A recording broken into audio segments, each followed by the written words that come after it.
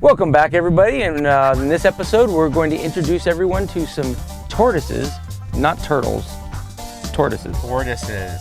We'll be right back.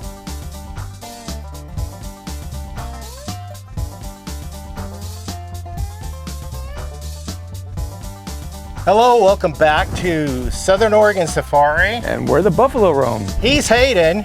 He's Jerry. That's right, and we're down here looking at tortoises. Hayden is gonna introduce us to a herd of tortoises. Or Not a horde. A herd of turtles, but they're called a horde? No, A group? but we'll call them that right now. Okay, that So- sounds fun. What do you got? I noticed there's two types here, and you've got how many? Yes, there's 8 total tortoises here. We're at the Tortoise Tavern. Okay. You like the play on words? Oh, I love it. Like The my Tortoise bunny bungalow. Exactly, the bunny bungalow.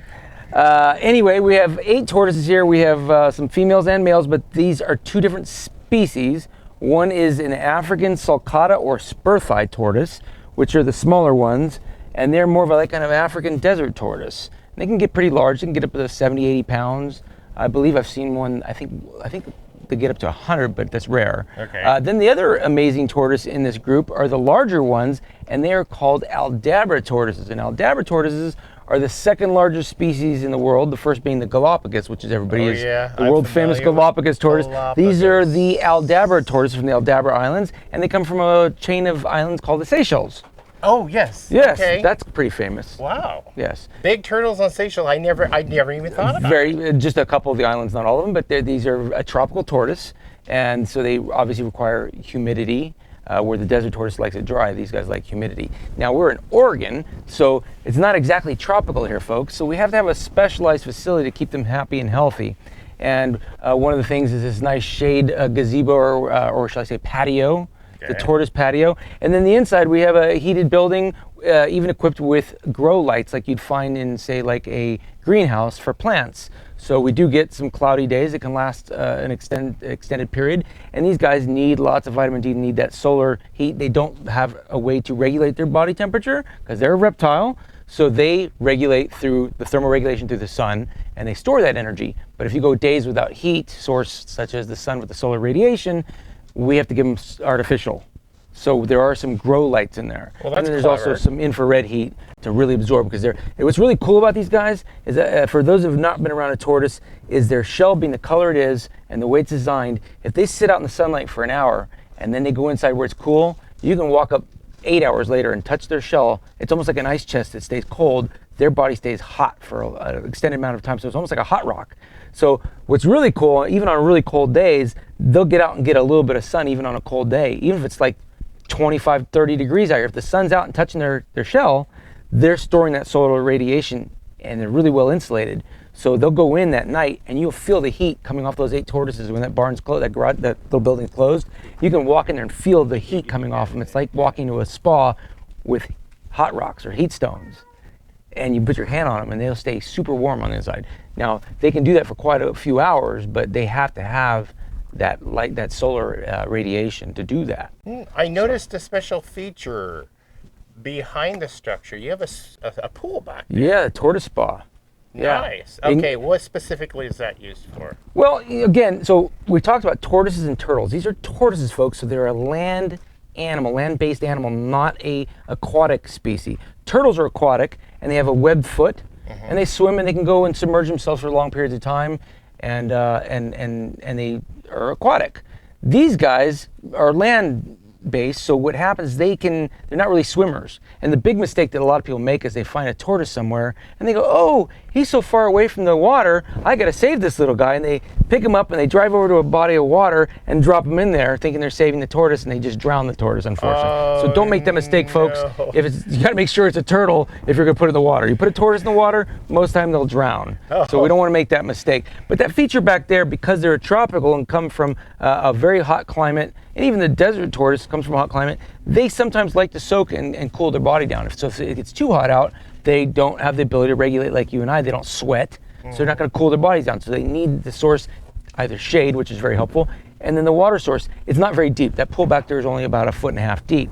So they it's can, like a frog They pond. can't drown in there. Exactly. Knee It's just shallow. Knee They can deep. still, knee deep. Exactly. I like that one. Another play on words. but they can stand up and touch the bottom, so they won't drown in there. But it gives them opportunity to cool their body down. Plus, being a reptile, their skin is very thick and heavy, and so we want to exfoliate. And to exfoliate, you want to soften the skin a little bit. Okay. So this is just, it's got multiple purposes, but you know, it's like you and I, which sometimes you just want to sit in a hot tub for a little bit and cool yourself off or heat yourself up. Yeah, you got a nice little corral outside for them to just roam and forage or whatever grows out here, and in your structure for fencing to contain. Exactly. And so the sulcatas are diggers. They will burrow, and they're very destructive. A lot of people get these things as pets and think they're the coolest thing ever, and they are cool, but they'll put them in their backyard and not realize they'll dig right underneath your house and your foundation and destroy a foundation. I mean, they'll literally burrow right under the concrete foundation because it's cool down there. And they'll dig in, you know, really deep under the building, or they dig under fences and get out. So you got to be careful. They're big diggers and really hard to contain. This setup here is really good for them. It's really well built. I've never had a tortoise escape from here or dig out. And because they have enough space, they dig less. If they don't have enough room, they start digging more. And because they have what they need, they have the cooling pool and they have shade, they don't feel the need to dig underneath the buildings over here. But that's the big mistake people make, is the tortoises get sit in the yard, get hot, they start seeking some cool temperatures, dig underneath the house, and then now you got a big problem on your hands. A very expensive problem. Yeah, I had a tortoise crawling around my legs. He went right around you. His ankle biter. Good thing he's not an ankle biter, I guess. Yeah. So they are big diggers. The sulcatas, the Aldabras don't dig. They don't burrow. They don't hibernate. Some tortoises hibernate in the wintertime. They'll burrow underground and stay there for the winter. These guys don't, especially the Aldabras don't.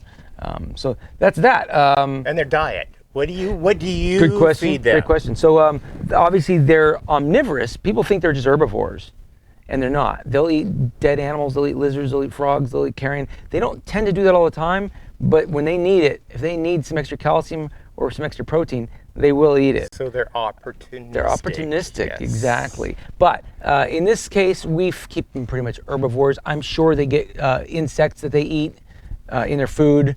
They might every once in a while get a mouse that gets stuck in the food, especially if it's dead. They would just eat it. They'll eat whatever. But we're on an herbivore diet for these guys, mostly hay. They get a mixture of alfalfa and grass. You got to be careful because too much alfalfa can be harmful for them.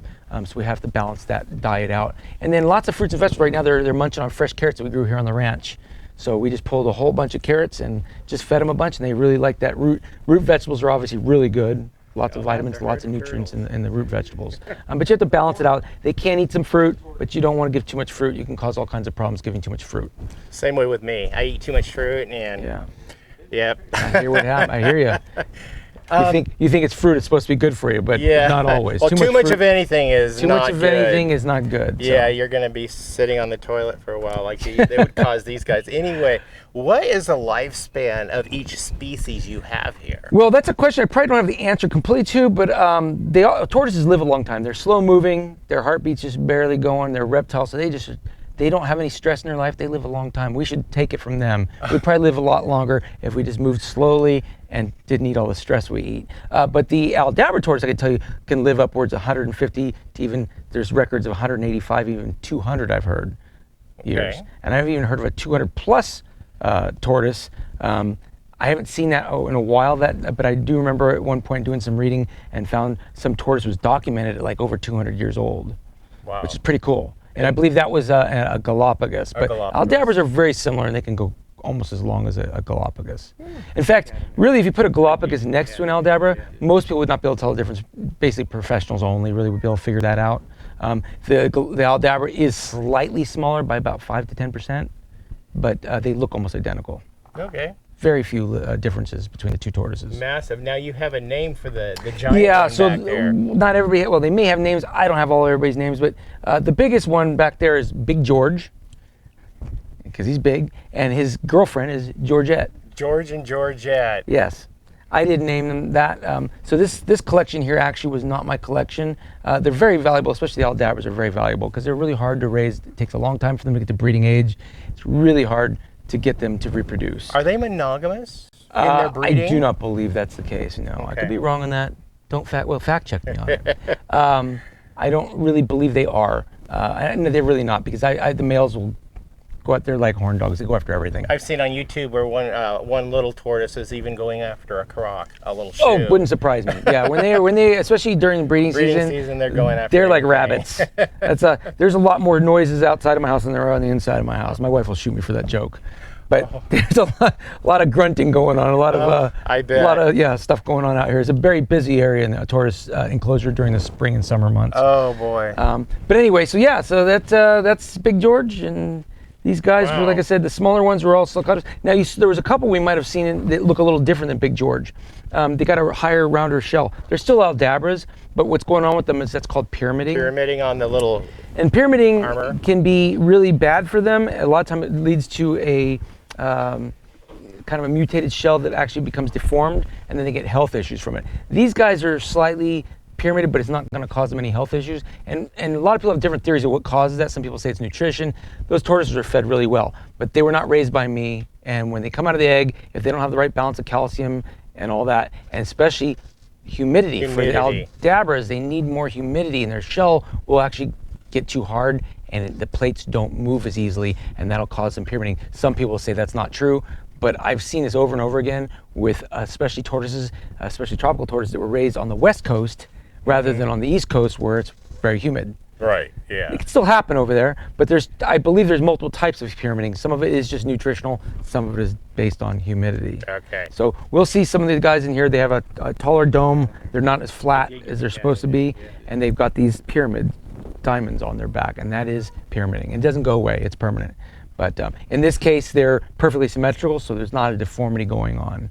But they can get very deformed, especially from the nutritional end of pyramiding. It's good information to have, good information to know. Well, a lot of people keep tortoises. They're great pets, they're wonderful pets, but if you don't keep them right, you can really make their lives miserable. I have a friend who she has two Russians, and I forgot what the other one is, but his name is Hanky. Hanky? Big tortoise. I remember when she got him, and she relocated from here, Oregon, back to Oklahoma, and well, shout out to her in Oklahoma. What's her name's Stephanie. Stephanie, shout out to you in Oklahoma. Anyway, she's got a circle of friends that are tortoise people too, and I'm always seeing and learning from them on their tortoise collection. And that's another thing, is that when it comes to tortoise health, Dr. Google is great, but there's so many people that everybody has, especially the real professional reptile keepers. They're pretty anal about how they care for their tortoises, but you'll see these arguments of which vegetables are the best and which fruits are the worst, and they'll sit there and argue amongst each other. I don't know if there's enough documentation, enough study to really know exactly. So everybody individually has their own idea of what a good diet is, what a bad diet, what a good temperature to keep them as. All the husbandry on tortoises, you get on Google search and start searching that stuff, and you can get 20 different answers for the same question. Yeah, George is heading he's back heading back and he's had tavern. enough because you guys are boring.